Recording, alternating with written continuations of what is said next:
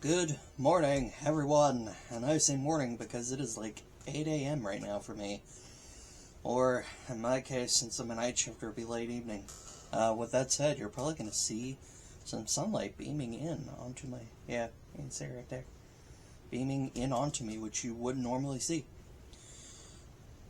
Last night was Marvel Studios' panel at San Diego Comic-Con, where we learned a bit about what's going on for the future of the Marvel Cinematic Universe.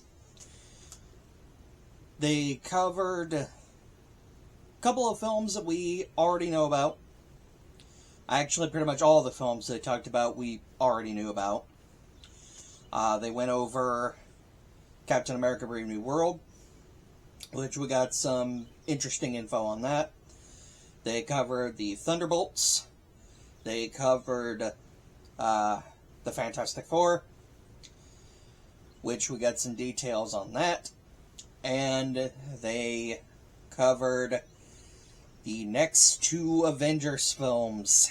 And where I was a little sad we didn't get any info about where the universe was heading in Deadpool. We've gotten some details, but we're going to get into those a little bit later. First things first, let's talk about the details that were given to us while talking about Captain America Brave New World. The big one, which, for anybody that's followed leaks online, or theories, I forget if this was a leak or a theory, one or the other. The word adamantium has been used, which kind of confirms the idea that the celestial Tiamat, who has been sticking out of the earth ever since the end of Eternals, will be the source of adamantium for the Sacred Timeline, which is exciting for a lot of reasons. Obviously, everybody knows adamantium is the metal that covers the bones and claws of Wolverine, who we just recently saw in Deadpool. So, who knows what's going to go down, what it's going to be used for in the Sacred Timeline. Obviously, one of the big plots of Captain America Brave New World is going to be people fighting over this resource. So, let's see what happens. Thunderbolts, we didn't really get a whole heck of a lot. I did see somebody upload footage from the panel, and by God, I love David Harbour's little bit of coming out dressed in Red Guardian's new suit. Let me actually see if I can pull up my screenshot that I took just because I thought it was hilarious. It's gonna be phone image, so yeah. Focus, damn you. Oh, whatever. That's what you're gonna have to deal with. Anyway, that's Red Guardian in his new suit. I don't know what the hell is up with the asterisk in the Thunderbolts title, but it bugs the shit out of me. And they're being very hush-hush about what it means. I get the feeling like they're not going to be called the Thunderbolts. I feel like they're just going to get referred to as the Dark Avengers. Because Thunderbolts is supposed to be like Marvel's Suicide Squad. Like, you know, a gang of villains. But none of the people that comprise the Thunderbolts, Winter Soldier, Ghost, Taskmaster, Yelena, our new Black Widow, the Red Guardian, kind of, U.S. Agent, none of these guys are really bad guys.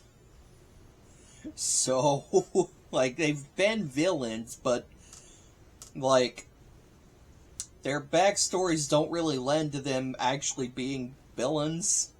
I mean, Red Guardian kind of, sort of is. He's just not very good at it. But that'll be for when I talk about Black Widow in a series that may or may not be happening on this channel. I'll leave you with that one. Anyway, So yeah, I feel like they're just going to get called the Dark Avengers at some point by the end of the movie. Who knows? Then moving on to the Fantastic Four, which gets a subtitle, First Steps. We know that this is sort of a futuristic 60s that the film takes place in. I imagine that this confirms that the Fantastic Four that we're going to get is from an alternate timeline. They're in a different universe altogether. And we have had it confirmed the villain is Galactus. I have thoughts about this. Galactus feels like this should be a build-up villain. Like, this should not be the first villain that the Fantastic Four face. Like, this feels like it should be the final boss of the MCU. Like, this should be the big franchise-ending threat that everybody has to come together and face. And especially with Marvel's trend of killing off villains. But, who knows? We'll see what happens. This film is not due out for like a year. A year exactly, I think. I think they just start shooting today. So, there's that. We'll see what happens. Like I love saying in my Star Wars videos, always in motion is the future. And now, let's talk about the Avengers films. I'm gonna save the one that's coming up soonest for last because holy shit, is there stuff to talk about there. We're getting 2 Avengers films. Joe and Anthony Russo are coming back to direct both of them. The second one, so Avengers 6, is going to be called Secret Wars.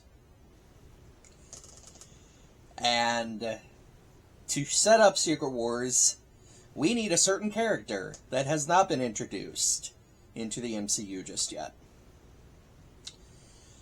Avengers 5 is no longer being called the Kang Dynasty.